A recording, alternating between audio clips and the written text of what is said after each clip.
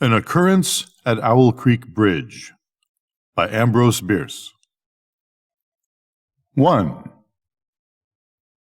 A man stood upon a railroad bridge in northern Alabama, looking down into the swift water 20 feet below. The man's hands were behind his back, the wrists bound with a cord. A rope closely encircled his neck. It was attached to a stout cross timber above his head, and the slack fell to the level of his knees. Some loose boards laid upon the ties supporting the rails of the railway supplied a footing for him and his executioners. 2 private soldiers of the Federal Army, directed by a sergeant who in civil life may have been a deputy sheriff. At a short remove upon the same temporary platform was an officer in the uniform of his rank, armed. He was a captain. A sentinel at each end of the bridge stood with his rifle in the position known as support, that is to say, vertical in front of the left shoulder, the hammer resting on the forearm thrown straight across the chest, a formal and unnatural position, enforcing an erect carriage of the body. It did not appear to be the duty of these 2 men to know what was occurring at the center of the bridge. They merely blockaded the 2 ends of the foot planking that traversed it. Beyond one of the sentinels, nobody was in sight. The railroad ran straight away into a forest for 100 yards, then, curving, was lost to view. Doubtless there was an outpost farther along. The other bank of the stream was open ground, a gentle slope topped with a stockade of vertical tree trunks, with a single embrasure through which protruded the muzzle of a brass cannon commanding the bridge. Midway up the shore between the bridge and fort were the spectators. A single company of infantry in line, at parade rest, the butts of their rifles on the ground, the barrels inclining slightly backward against the right shoulder, the hands crossed upon the stock. A lieutenant stood at the right of the line, the point of his sword upon the ground, his left hand resting upon his right. Excepting the group of 4 at the center of the bridge, not a man moved. The company faced the bridge, staring stonily, motionless. The sentinels facing the banks of the stream might have been statues to adorn the bridge. The captain stood with folded arms, silent, observing the work of his subordinates, but making no sign. Death is a dignitary who, when he comes announced, is to be received with formal manifestations of respect, even by those most familiar with him. In the code of military etiquette, silence and fixity are forms of deference. The man who was engaged in being hanged was apparently about 35 years of age. He was a civilian, if one might judge from his habit, which was that of a planter. His features were good, a straight nose, firm mouth, broad forehead, from which his long, dark hair was combed straight back, falling behind his ears to the collar of his well-fitting frock coat. He wore a mustache and pointed beard, but no whiskers. His eyes were large and dark gray, and had a kindly expression which one would hardly have expected in one whose neck was in the hemp. Evidently this was no vulgar assassin. The liberal military code makes provision for hanging many kinds of persons, and gentlemen are not excluded. The preparations being complete, the 2 private soldiers stepped aside, and each drew away the plank upon which he had been standing. The sergeant turned to the captain, saluted, and placed himself immediately behind that officer, who in turn moved apart 1 pace. These movements left the condemned man and the sergeant standing on the 2 ends of the same plank, which spanned 3 of the cross ties of the bridge. The end upon which the civilians stood almost but not quite reached a 4th. This plank had been held in place by the weight of the captain. It was now held by that of the sergeant. At a signal from the former, the latter would step aside, the plank would tilt, and the condemned man would go down between 2 ties. The arrangement commended itself to his judgment as simple and effective. His face had not been covered, nor his eyes bandaged. He looked a moment at his unsteadfast footing, then let his gaze wander to the swirling water of the stream, racing madly beneath his feet. A piece of dancing driftwood caught his attention, and his eyes followed it down the current. How slowly it appeared to move! What a sluggish stream! He closed his eyes in order to fix his last thought upon his wife and children. The water, touched to gold by the early sun, the brooding mists under the banks at some distance down the stream, the fort, the soldiers, the piece of drift, all had distracted him. And now he became conscious of a new disturbance. Striking through the thought of his dear ones was sound which he could neither ignore nor understand. A sharp, distinct, metallic percussion like the stroke of a blacksmith's hammer upon the anvil. It had the same ringing quality. He wondered what it was and whether immeasurably distant or nearby. It seemed both. Its recurrence was regular, but as slow as the tolling of a death knell. He awaited each new stroke with impatience, and he knew not why, apprehension. The intervals of silence grew progressively longer. The delays became maddening. With their great infrequency, the sounds increased in strength and sharpness. They hurt his ear like the thrust of a knife. He feared he would shriek. What he heard was the ticking of his watch. He unclosed his eyes and saw again the water below him. If I could free my hands, he thought, I might throw off the noose and spring into the stream. By diving, I could evade the bullets and, swimming vigorously, reach the bank, take to the woods, and get away home. My home, thank God, is as yet outside their lines. My wife and little ones are still beyond the invaders' farthest advance. As these thoughts, which have here to be set down in words, were flashed into the doomed man's brain rather than evolved from it, the captain nodded to the sergeant. The sergeant stepped aside. 2. Peyton Farquhar was a well-to-do planter of an old and highly respected Alabama family. Being a slave owner and, like other slave owners, a politician, he was naturally an original secessionist and ardently devoted to the Southern cause. Circumstances of an imperious nature, which it is unnecessary to relate here, had prevented him from taking service with that gallant army which had fought the disastrous campaigns ending with the fall of Corinth, and he chafed under the inglorious restraint, longing for the release of his energies, the larger life of the soldier, the opportunity for distinction. That opportunity he felt would come, as it comes to all in wartime. Meanwhile, he did what he could. No service was too humble for him to perform in the aid of the South, no adventure too perilous for him to undertake, if consistent with the character of a civilian who was at heart a soldier, and who in good faith and without too much qualification assented to at least a part of the frankly villainous dictum that all is fair in love and war. One evening, while Farquhar and his wife were sitting on a rustic bench near the entrance to his grounds, a gray-clad soldier rode up to the gate and asked for a drink of water. Mrs. Farquhar was only too happy to serve him with her own white hands. While she was fetching the water, her husband approached the dusty horseman and inquired eagerly for news from the front. "The Yanks are repairing to the railroads," said the man, "and are getting ready for another advance. They have reached the Owl Creek Bridge, put it in order, and built a stockade on the north bank.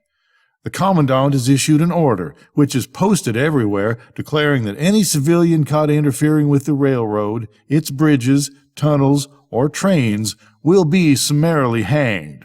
I saw the order." "How far is it to the Owl Creek Bridge?" Farquhar asked. "About 30 miles. Is there no force on this side of the creek?" "Only a picket post half a mile out on the railroad and a single sentinel at this end of the bridge."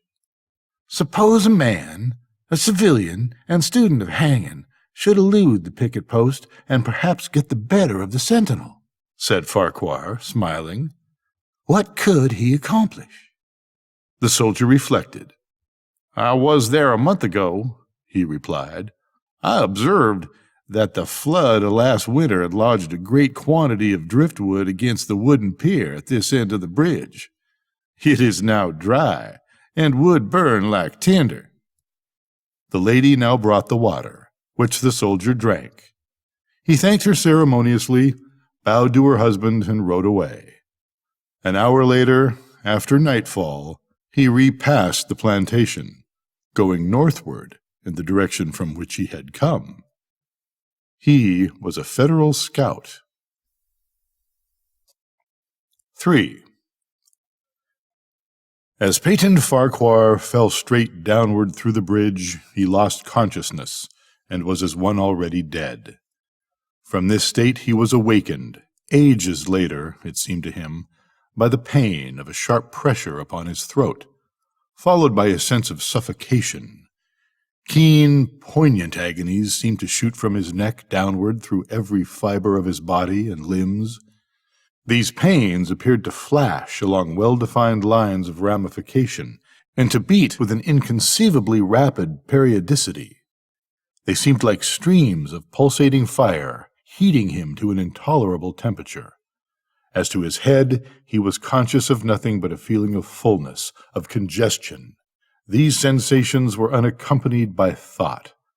The intellectual part of his nature was already effaced. He had power only to feel, and feeling was torment. He was conscious of motion, encompassed in a luminous cloud, of which he was now merely the fiery heart. Without material substance, he swung through unthinkable arcs of oscillation like a vast pendulum. Then, all at once, with terrible suddenness, the light about him shot upward with the noise of a loud splash. A frightful roaring was in his ears, and all was cold and dark. The power of thought was restored. He knew that the rope had broken, and he had fallen into the stream. There was no additional strangulation. The noose about his neck was already suffocating him, and kept the water from his lungs. To die of hanging at the bottom of a river. The idea seemed to him ludicrous. He opened his eyes in the darkness, and saw above him a gleam of light, but how distant, how inaccessible! He was still sinking, for the light became fainter and fainter, until it was a mere glimmer. Then it began to grow and brighten, and he knew that he was rising toward the surface, knew it with reluctance, for he was now very comfortable. To be hanged and drowned, he thought. That is not so bad, but I do not wish to be shot. No, I will not be shot. That is not fair. He was not conscious of an effort, but a sharp pain in his wrist apprised him that he was trying to free his hands. He gave the struggle his attention as an idler might observe the feat of a juggler, without interest in the outcome. What splendid effort, what magnificent, what superhuman strength! Ah, that was a fine endeavor. Bravo! The cord fell away. His arms parted and floated upwards, the hands dimly seen on each side in the growing light.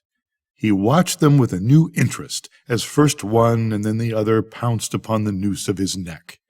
They tore it away and thrust it fiercely aside, its undulations resembling those of a water snake. "Put it back! Put it back!" He thought he shouted these words to his hands, for the undoing of the noose had been succeeded by the direst pang that he had yet experienced. His neck ached horribly. His brain was on fire. His heart, which had been fluttering faintly, gave a great leap, trying to force itself out at his mouth. His whole body was racked and wrenched with an insupportable anguish. But his disobedient hands gave no heed to the command. They beat the water vigorously with quick, downward strokes, forcing him to the surface. He felt his head emerge. His eyes were blinded by the sunlight. His chest expanded convulsively, and with a supreme and crowning agony his lungs engulfed a great draught of air, which instantly he expelled in a shriek. He was now in full possession of his physical senses. They were, indeed, preternaturally keen and alert. Something in the awful disturbance of his organic system had so exalted and refined them that they made record of things never before perceived. He felt the ripples upon his face and heard their separate sounds as they struck. He looked at the forest on the bank of the stream, saw the individual trees, the leaves, and the veining of each leaf. He saw the very insects upon them, the locusts, the brilliant-bodied flies, The gray spiders stretching their webs from twig to twig. He noted the prismatic colors and all the dewdrops upon a million blades of grass, the humming of the gnats that danced above the eddies of the stream, the beating of the dragonfly's wings, the strokes of the water spider's legs like oars which had lifted their boat. All these made audible music. A fish slid along beneath his eyes, and he heard the rush of its body parting the water. He had come to the surface facing down the stream. In a moment the visible world seemed to wheel slowly round, himself the pivotal point, and he saw the bridge, the fort, the soldiers upon the bridge, the captain, the sergeant, the two privates, his executioners. They were in silhouette against the blue sky. They shouted and gesticulated, pointing at him. The captain had drawn his pistol, but did not fire.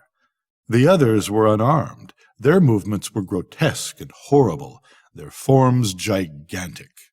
Suddenly he heard a sharp report, and something struck the water smartly within a few inches of his head, spattering his face with spray.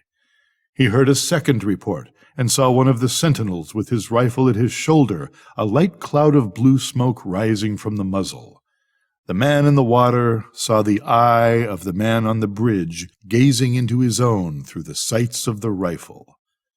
He observed that it was a gray eye, and remembered having read that gray eyes were keenest, and that all famous marksmen had them.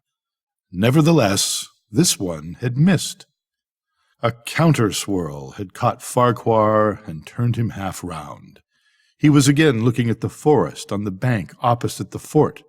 The sound of a clear, high voice in a monotonous sing-song now rang out behind him and came across the water with a distinctness that pierced and subdued all other sounds, even the beating of the ripples in his ears.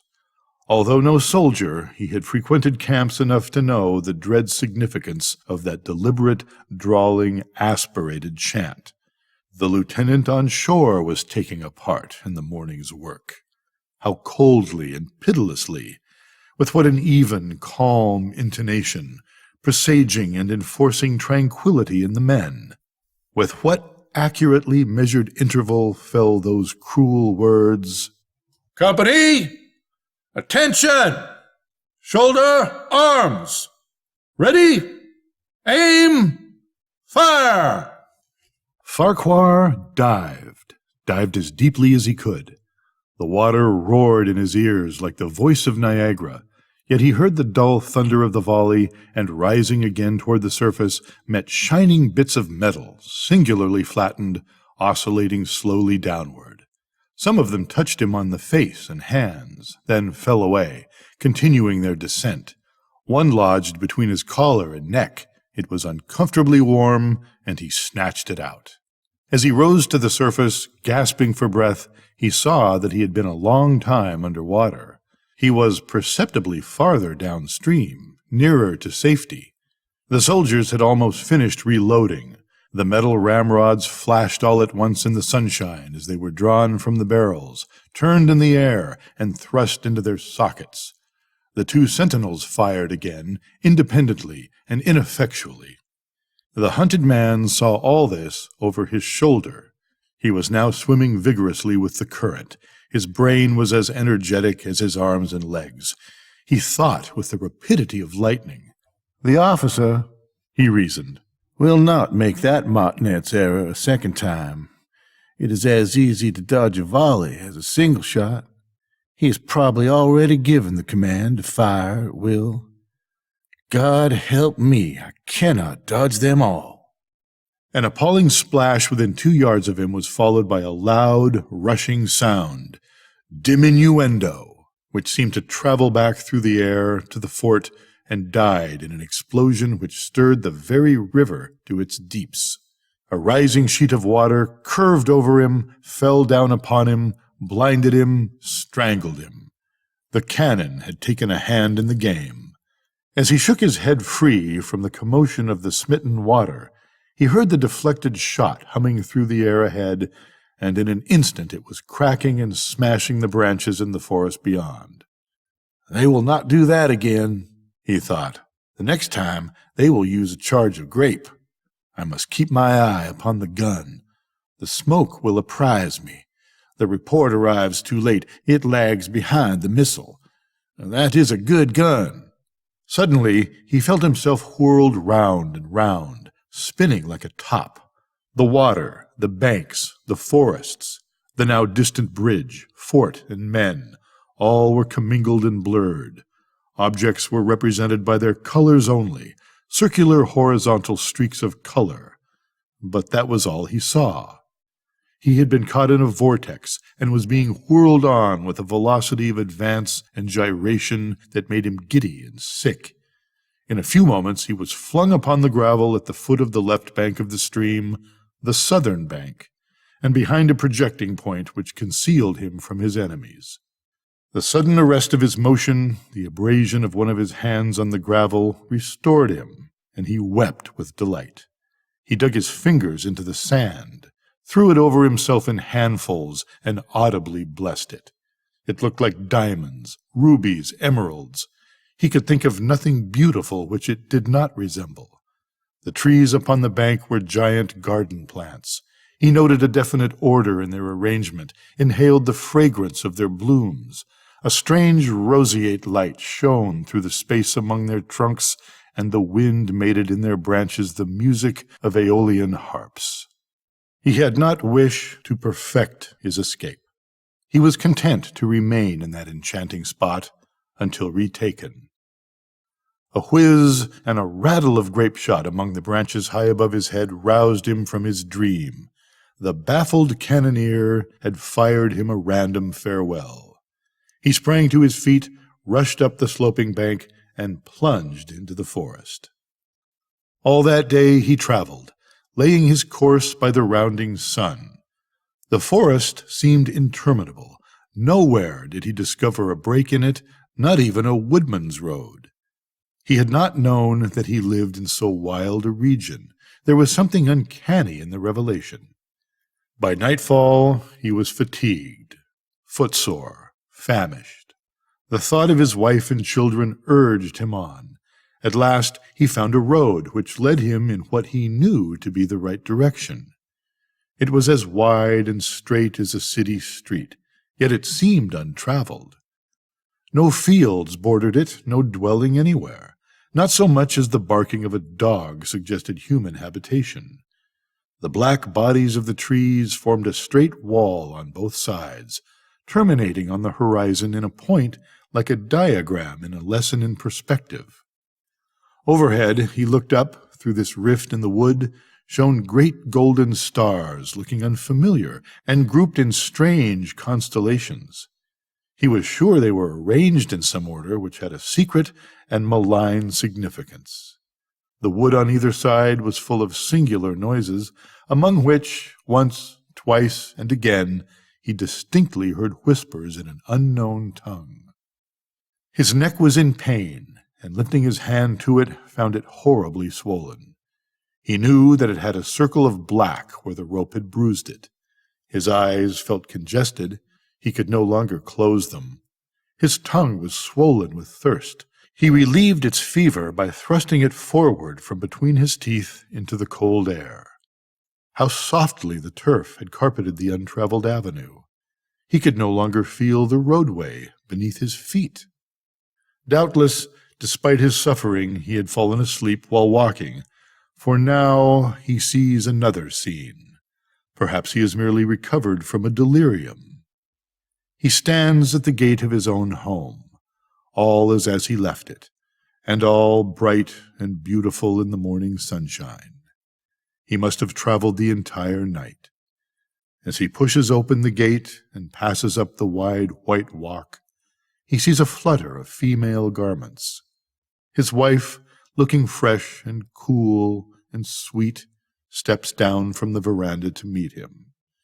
At the bottom of the steps she stands waiting, with a smile of ineffable joy, an attitude of matchless grace and dignity. Ah, how beautiful she is! He springs forwards with extended arms. As he is about to clasp her, he feels a stunning blow upon the back of the neck.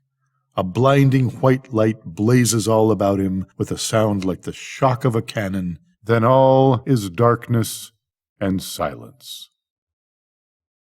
Peyton Farquhar was dead.